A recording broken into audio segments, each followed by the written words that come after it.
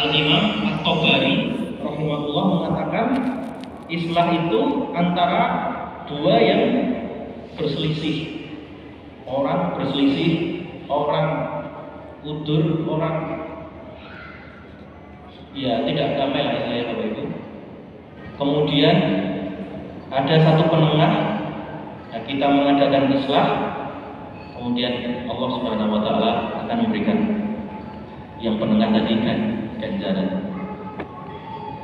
Nah, islah antara mukmin ya adalah bersaudara. Innamal mu'minuna ikhwatun fa aslihu baina akhwaikum wattaqullaha la'allakum turhamun. Sesungguhnya orang-orang mukmin itu bersaudara.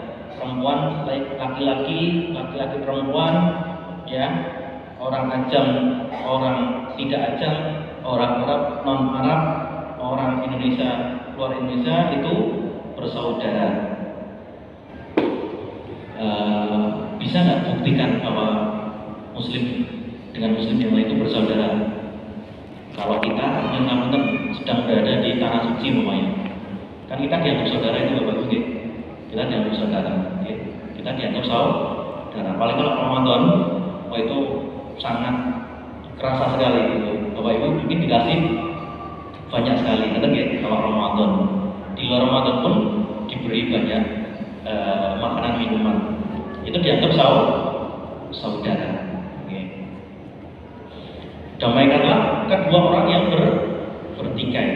Nah, di sini dikatakan idza ittatala menurut Imam At-Tabari bi an tahmiluhuma ala hukmillah wa hukmi rasul. Ya, Bapak Ibu rahmati Allah, kita mendamaikan dua orang yang bertikai. Nah, di dalam hadis dikatakan ya, setiap persendian manusia itu diwajibkan untuk bersedekah. Setiap harinya mulai matahari terbit, kemudian menyelesaikan perkara antara dua orang yang berselisih, ada sedikit, menyelesaikan pertikaian antara dua orang itu atau lebih, itu dinamakan sedekah. Dinamakan apa? Sedekah. Jadi sedekah kita adalah mendamaikan orang. Kecuali orang tadi memang nggak bisa damai. Ada nggak kira-kira? Ada Bapak Ibu, betul-betul nggak bisa damai oten. Sudah puncaknya, kemudian sudah marah, sudah puncak, nah maka tidak damai. Saya sering diminta untuk mendamaikan. Biasanya yang paling besar itu masalah warisan. Kan ngetoke, kan dameke, ada di Jogja ini seorang kakek meninggalkan harta warisan yang sangat banyak. Saya tadinya tidak percaya hartanya itu sebanyak itu Bapak Ibu. Setelah saya cek, setelah saya ini hartanya berapa? Katanya tanahnya itu kalau dijumlah totalnya 80 miliar katanya. Nah, terus gimana? Nah, ini anak cucunya yang bertikai gitu. Nah, itu saya jam 11:30 malam diketuk-ketuk pintunya ya untuk dimintai untuk mendamaikan itu. Oke, itu hal yang biasa, hal yang biasa.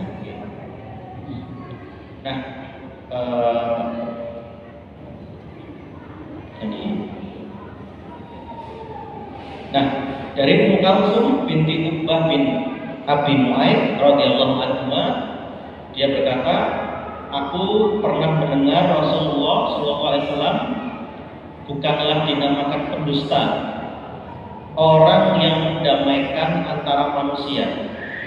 Jadi apa sih kita begini? Boleh ya kita berbohong?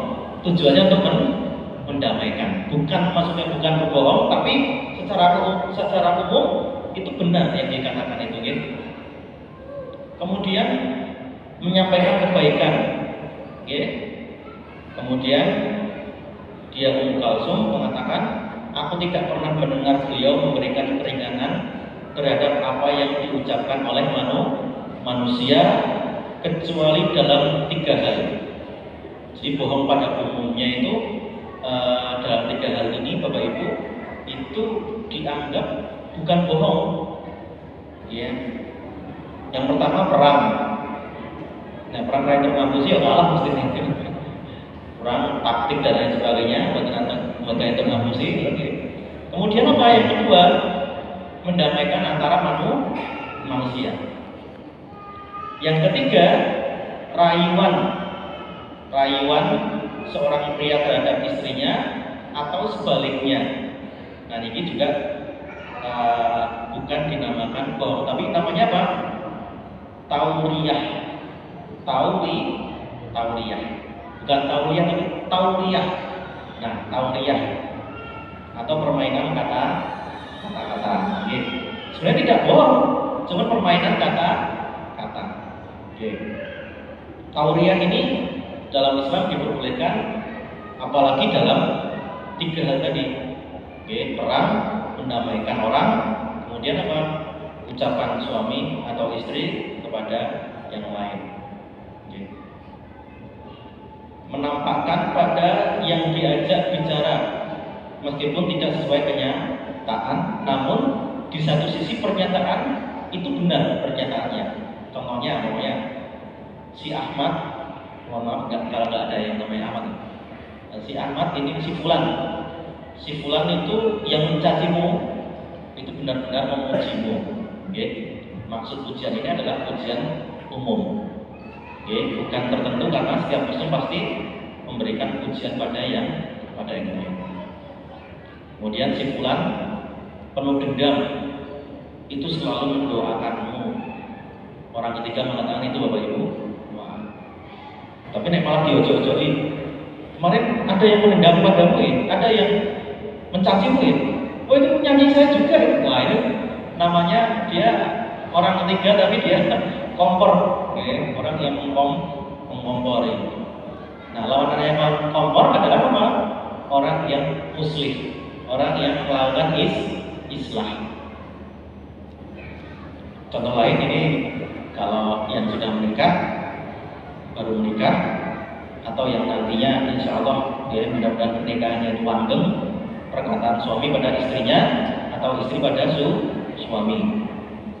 Kamu adalah orang yang paling lembut, kamu itu paling hebat, kamu itu paling ini dan lain sebagainya.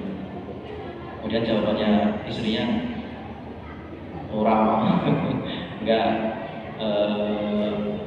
Jadi harus tahu untuk jawaban suaminya. Kalau dipuji istrinya itu juga harusnya menghargai, ya, tidak malah sebaliknya. Kamu dari pengajian mana kok kira-kira habis kata-katanya kok sangat manis itu kan? Habis ngaji dari siapa? Habis ngaji di mana kira-kira? Habis lewat kuburan mana kira-kira? Malah digituin. Nah, itu enggak boleh Bapak Ibu, harus menghargai. Rasulullah SAW pernah mendamaikan Bani Amr bin Auf.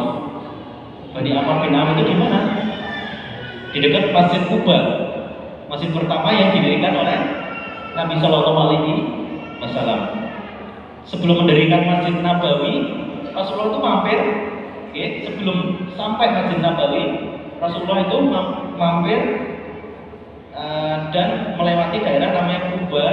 Di situ sekalian mendirikan masjid. Jadi Masjid Kuba ini adalah termasuk masjid yang pertama kali didirikan oleh Rasulullah SAW. Masjid Kuba.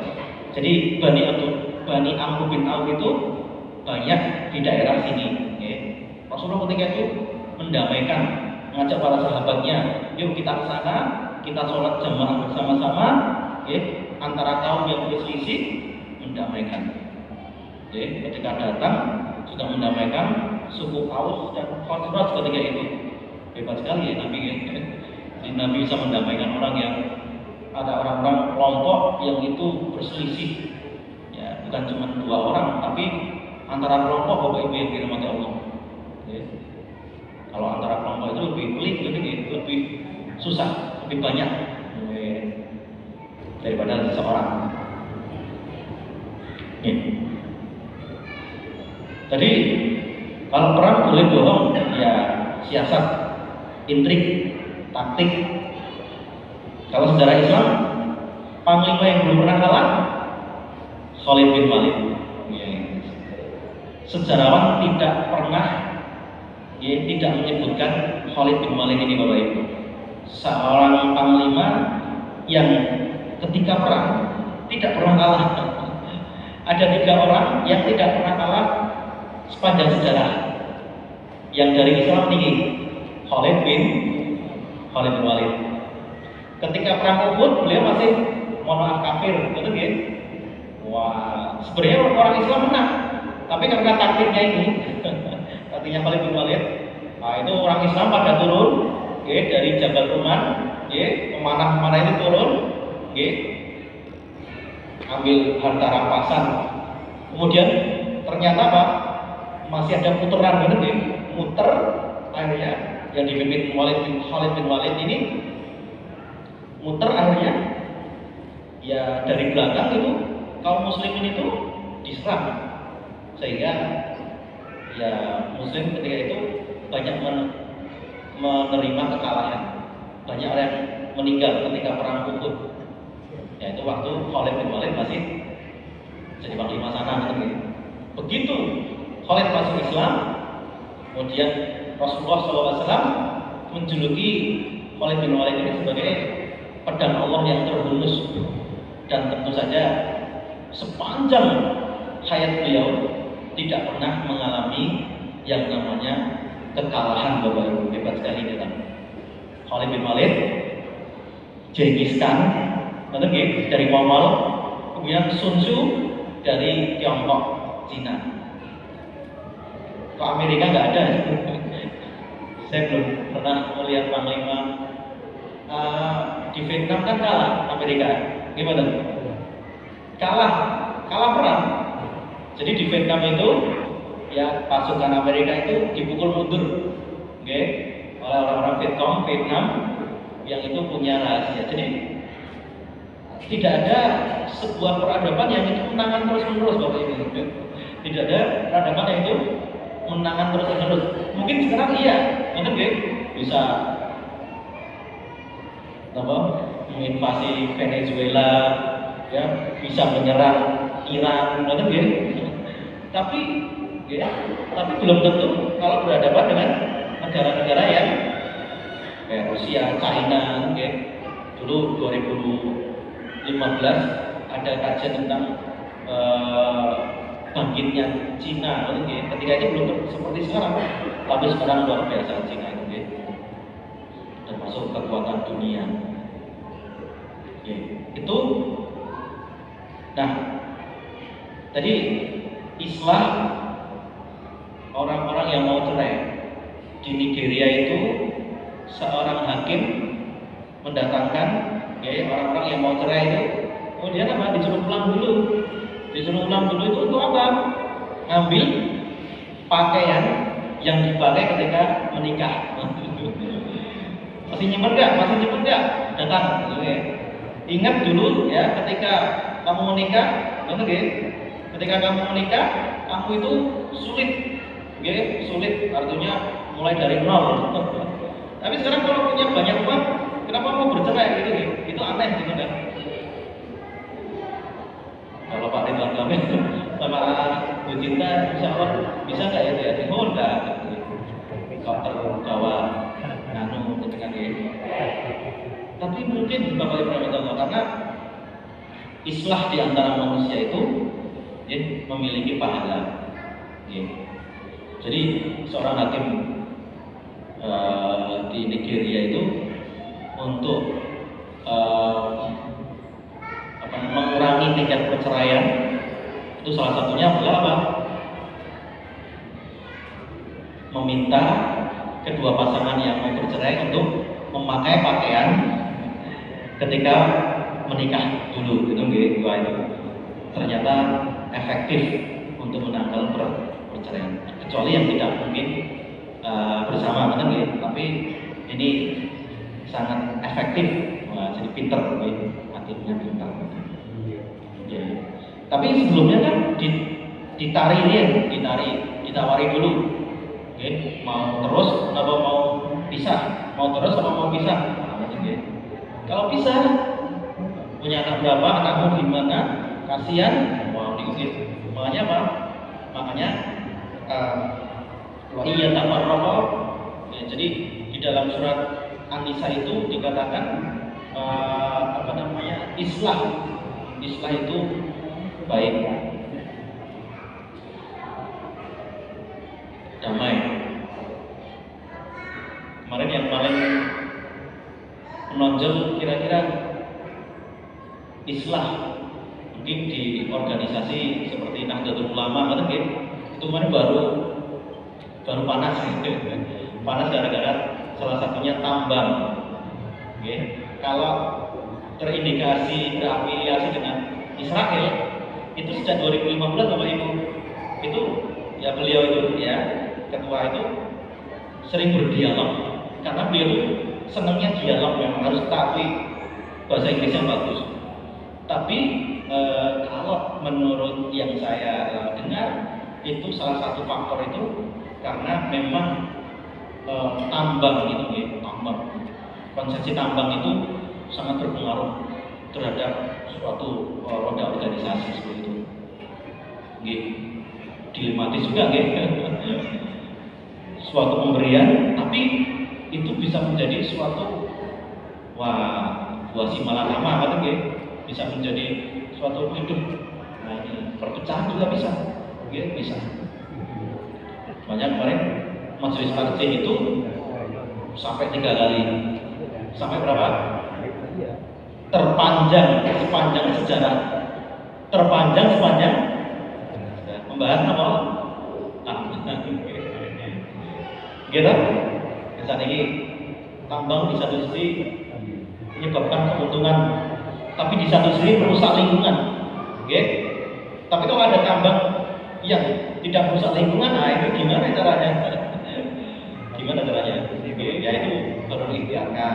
Tapi ya rata-rata itu ya, rebutan ghanimah, rebutan harta karun gitu. Seperti pemanah rumah itu ya, rebutan harta karun gitu ya. Ternyata di cocok-cocoki dengan seperti itu, gimana nih sikapnya, dan lain sebagainya. Tentu kalau diteruskan ini, saya takutnya berbicara mengenai politik, tapi tidak ya, tidak berbicara mengenai politik. Nah, Bapak Ibu yang dimuliakan Allah, kemudian surat Al-Hujurat, wa in ta'ifatani minal mu'minina iqtatalu. Sehingga ada 2 golongan mukmin bertikai, damaikanlah keduanya. Jika salah satu dari keduanya berbuat aniaya, perangilah golongan yang berbuat aniaya itu, sehingga golongan itu kembali pada perintah Allah. Jika golongan itu telah kembali pada perintah Allah, damaikanlah keduanya dengan adil. Bersikaplah adil, sesungguhnya Allah mencintai orang-orang yang bersikap adil. Asbabun nuzulnya atau sebab-sebab diturunkan hadis itu turun, ya, suatu peristiwa itu dikatakan oleh Ibnu Jarir bahwa ada 2 orang Ansor, ahli Madinah, yang berselisih tentang hak mereka. Salah satunya berkata pada yang lain, sungguh aku akan mengambilnya dengan cara kekerasan. Oleh sebelum kekerasan memedeni. Kalau sudah dengan cara keras, nah ini sudah waduh. Nah, coba kita ya mengajak untuk meminta keputusan Nabi Shallallahu Alaihi Wasallam. Akan tetapi orang tersebut menolak, sehingga terjadilah apa? Saling dorong, ya, baku hantam, tangan, sendal, semuanya, masya Allah. Namun tidak terjadi sampai pedang-pedangan, mengerikan. Makanya asbab nuzul, asbabun nuzul, bukan asbabul wurud, asbabun nuzul dari ayat tersebut adalah riwayat dari Qatadah seperti itu. Nah, dalam sejarah Islam ada nggak orang yang berselisih? Syaratnya orang yang berselisih yang kita damaikan itu, syaratnya yang pertama adalah saudara seiman. Nah, itu saudara seiman, itu Kita boleh membantu juga boleh, tapi tidak menjadi keharusan. Karena memang tidak ada pengadilan yang sebenarnya di dunia ini. Ya. Pengadilan di dunia ini betul tepat sepenuhnya Bapak Ibu. Kadang-kadang manusia itu sudah berbuat adil, tapi nggak mungkin bisa. Ya. Contoh apa kira-kira? Ya pengadilan di dunia, ya, kadang lepas, kadang benar. Tapi kalau pengadilannya Allah Subhanahu Wa Taala, itu pengadilan yang sebenarnya. Pernah Bapak Ibu melihat Saddam Hussein itu diadili pada 2000 berapa? 2006 itu beliau dieksekusi, karena diadili, dieksekusi dengan hukuman pancung, hukuman gantung, pas Idul Adha, kata gimana? Berarti berapa? 5 pemimpin yang ditangkap Amerika, yang termasuk di dalamnya Saddam Hussein. Dulu negara Irak itu negara yang fantastis kekayaan minyaknya.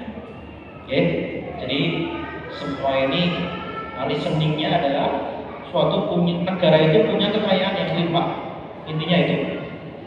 Suatu negara kalau punya kekayaan yang melimpah, kepentingan asing itu masuk Bapak Ibu. Termasuk Indonesia menikah. Termasuk Indonesia. Wah, kan Indonesia kaya Kalau Bapak Ibu ke luar negeri umpamanya, mungkin kalau yang akademisi orang luar negeri itu mengatakan Indonesia itu kaya karena sumber daya alam. Sumber daya alamnya kaya, fantastis.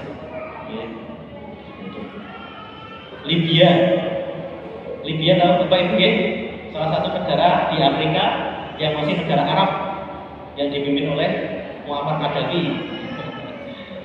Itu pendidikan gratis, yang kamutan orang kalau ke rumah sakit biaya semua ditanggung. Kemudian 2011 negaranya ini kacau, Muammar Gaddafi itu berhasil dikalahkan. Akhirnya sekarang negaranya Masya Allah riak, kacau, pergolakannya itu luar biasa dan tidak stabil. Secara ekonomi tidak seperti dulu. Bahkan ada mahasiswa saya itu dari Libya itu sebanyak 4 orang. Saya heran juga. Ini orang Libya, ya. Ini sekolah di sini dapat beasiswa, Biasanya, negara Libya itu memberikan beasiswa. Nah ini kan sampai ada orang Libya yang sampai sini itu nggak masuk di akal, berarti apa? Berarti ekonominya memang berbeda jauh. Seperti itu. Cara pendidikan semua gratis Bapak Ibu. Gratis, sakit juga nggak bayar, luar biasa. Listrik, cuma bayar 10-20% mohon. Subsidi, semuanya subsidi, betul luar biasa. Banyak negara-negara yang seperti itu, tapi kembali ke Islam, ya, melakukan perdamaian, terhadap 2 orang yang bersengketa, 2 orang yang bertikai. Itu dalam hadis dikatakan akan memperoleh pahala kita kalau kita menjadi penengah, kita mendamaikan 2 orang yang bertikai. Masih ada waktu banyak. Kita sambung dengan tanya jawab bawah. Monggo. Ini bisa 5 pertanyaan mungkin. Silakan.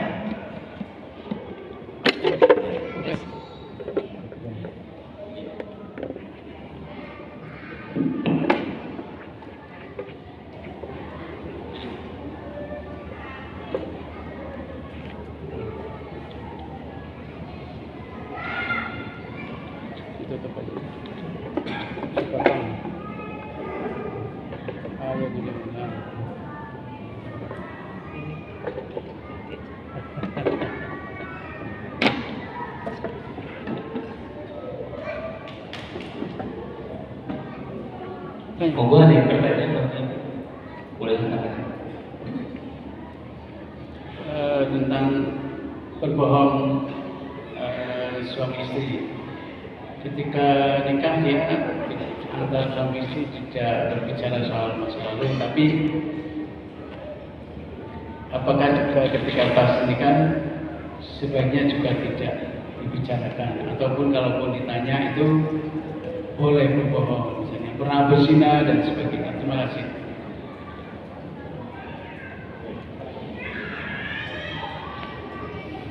Nah, ini pertanyaan yang berat ya. Jadi Berbohong, sudah nikah, berbohong ketika sudah nikah ya. ditanya, saling bertanya mungkin. Gitu saling bertanya gitu. Jadi dalam konteks hadis ini bahwa berbohong artinya adalah tauriah. Tauriah itu seperti permainan kata-kata, seperti permainan gombal, benar ya? Wah, kamu kelihatan cantik, kamu kelihatan ganteng, kamu seger banget, ya? Nah itu dibolehkan. Cuman kalau berbohong artinya berdusta, nah ini tetap tidak boleh kalau menurut saya, ya? Artinya di rekeningmu ada berapa, kan? Di rekening saya ya nggak ada apa-apa, kan? Ternyata dia punya 3 rekening, kan? 3 rekening terus ngaku sih, gitu ya. Itu sebenarnya ada keterbukaan dalam kehidupan rumah tangga seperti itu.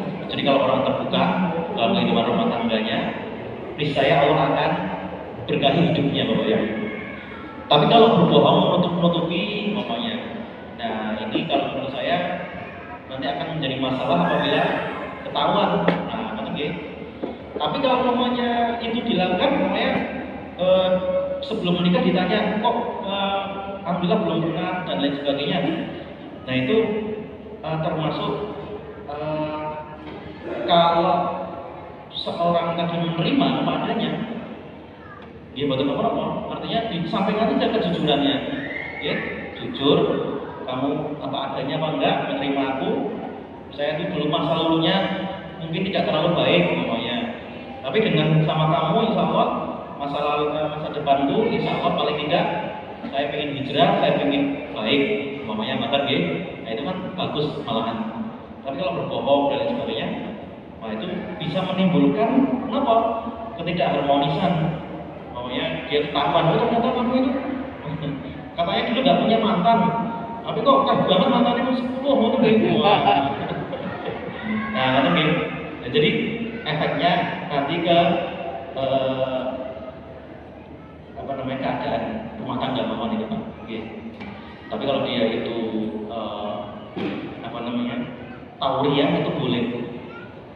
Tauriah itu memuji, ya padahal sebenarnya tidak.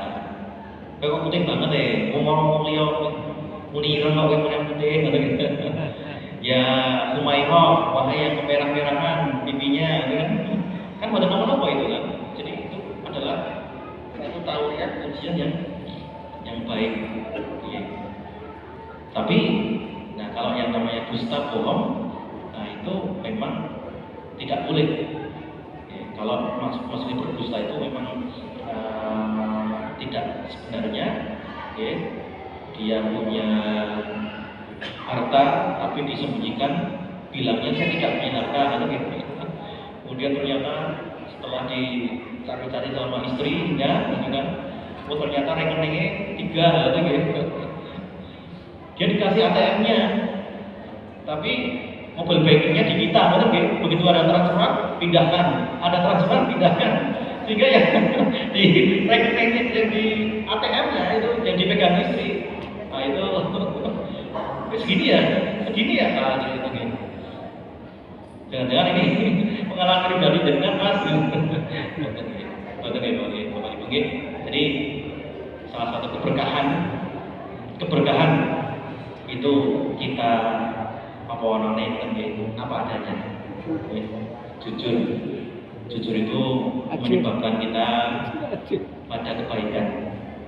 Tapi nek jujur mah hancur ya Mas. Apa meneh saat ini ngapunten kita bekerja pada instansi yang itu tapi kan bukan jujur, Pak. Wah itu resikonya kita itu dimutasi. Waktu bola-balik dimutasi. Saya kemarin isi di piungan itu, Masya Allah Mas, anak saya itu terlalu jujur apa ya Mas? Sampai dia dipindah sana sini gitu. Tapi itu katanya malah berkah, Mas. Ini malah berkah loh Mas. Ya. Meskipun dia itu jujur, tapi dia itu berkah dipindah sini, akhirnya dipindah ditempatkan di Jogja, tadinya di Jakarta, tapi karena terlalu jujur, ya, pindahkan, akhirnya malah di Jogja malah dekat sama orang tuanya. Oh itu loh, ya efek jujur itu luar biasa. Ya. Tidak ada suatu perbuatan yang dijamin surga oleh Allah Subhanahu Wa Taala. Di dalam hadis dikatakan, ya jujur, pedagang yang jujur, ya, akademis yang jujur, pengusaha yang jujur, pejabat yang jujur, itu balasannya itu surga. Saya belum pernah melihat hadis yang kalau itu digandeng dengan kejujuran itu pahalanya seperti luar biasa Pak. Ya, intinya itu ya jujur, jujur ya angel memang ya. Surga itu angel karena naik kan, surga itu naik Bapak Ibu, perlu perjuangan termasuk orang yang jujur. Sekarang nek orang Indonesia ini pejabat-pejabatnya, pemimpin-pemimpinnya jujur, Indonesia itu buatan bayar sekolah kabeh, baik swasta negeri sampai mawon nggak bayar. Kita dapat subsidi luar biasa. besar, luar biasa, luar biasa, ya. Dengan kekayaan alam yang luar biasa, Karena saya kira keberkahan mawon kita ini. Tapi kalau kita jujur seadanya, apa adanya, itu mau menerima enggak? Menerima masa lalu enggak? Mau menerima enggak? Kalau mau, ngambillah. Kalau enggak, ya gimana caranya? Gitu. Monggo, ada lagi klik. Ada lagi Bapak Ibu ingin bertanya? Boleh apa? Terima kasih. Ya, pertama terkait dengan mendamaikan. Untuk mendamaikan orang yang berselisih antar Islam ini, apakah harus seiman atau mungkin bisa mendamaikan orang yang bukan seiman? Dan orang yang berselisih bukan seiman, kita membantu diperbolehkan